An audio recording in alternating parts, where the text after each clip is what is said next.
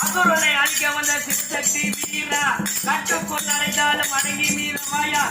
ஆஞ்சநேயா அபிமான பங்கமாய் வந்து நின் பள்ளி கட்டி கீழே தங்கம் நிற்பார் போல் வந்து நடைபெய்தோம் எங்கிலே வாய் செய்த தாமரை பூ போலே செங்கல் திருச்சியே எம்மேல் விளையாமோ இங்களோ